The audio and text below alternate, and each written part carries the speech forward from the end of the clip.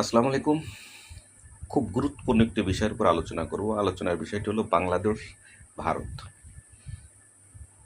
দেখেন, ১৯৭১ সালে যখন বাংলাদেশ স্বাধীন হয়েছিল তখন শেখ মুজিবের মাধ্যমে ইন্দিরা চুক্তি একটা গুরুত্বপূর্ণ চুক্তি করেছিল ইন্দিরা গান্ধী। চুক্তির আওতায় যা ছিল তাতে বাংলাদেশে যা কিছু করতে হবে সব ইন্ডিয়ার মাধ্যমে করতে হবে। কিন্তু শেখ মুজিব বুঝতে পেরে কিছুটা ভেটো দিয়েছে। উনি ভেটো দেওয়ার কারণে ওনাকে পাকিস্তানের আইএসআইয়ে জড়িত ছিল আমেরিকার হেনরি কিসিঞ্জার পররাষ্ট্রমন্ত্রী। ভারতও জানতো, ভারতের রও জড়িত ছিল তাকে হত্যা করার জন্য। অর্থাৎ শেখ মুজিবকে হত্যা করার পিছনে ভারতেরও হাত ছিল। কিন্তু মূল কথা হচ্ছে তখন তাদের প্রজেক্ট বা গোপন চুক্তি কাজ করতে পারেনি। যেমন দক্ষিণ তালপট্টি দ্বীপটাও আমাদের কাছ থেকে কেড়ে নিয়েছে।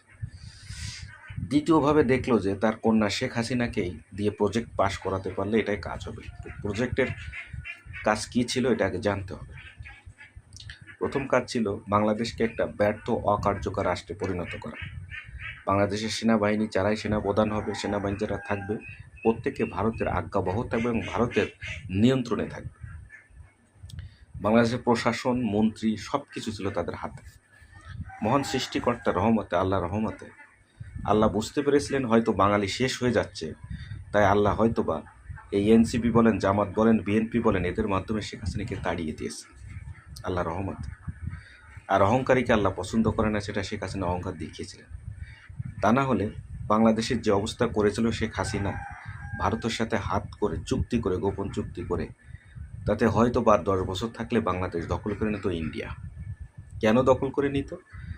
আপনার হায়দ্রাবাদটাকে দেখেন, আপনারা সিকিম দেখেন, আরও যেসব রাজ্যগুলো ভারত দখল করেছে ঠিক সেই অবস্থানে চলে গিয়েছিল বাংলাদেশ।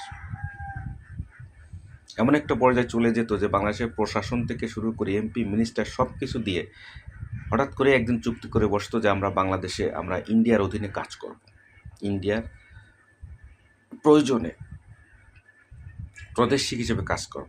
তারপরে দেখা যেত একদিন ইন্ডিয়া বলতো এটা আমাদের। ওই পরিকল্পনা ছিল, আর ওইটা হলে তাদের জন্য ভালো হয়, যেহেতু বাংলাদেশের চারপাশে ইন্ডিয়া, এপাশে 7 সিস্টারের নিরাপত্তাটাও তাদের জন্য ভালো হতো।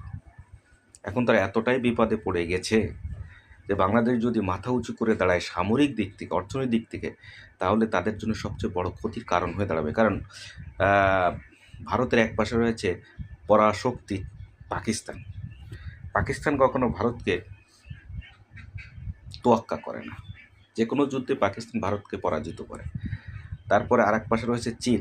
এখন যদি বাংলাদেশ মাথা উঁচু করে দাঁড়ায় তাহলে 7 সিস্টার টিকবে না। বাংলাদেশ বড় হুমকির জায়গা হয়ে দাঁড়াচ্ছে এখন ইন্ডিয়ার জন্য।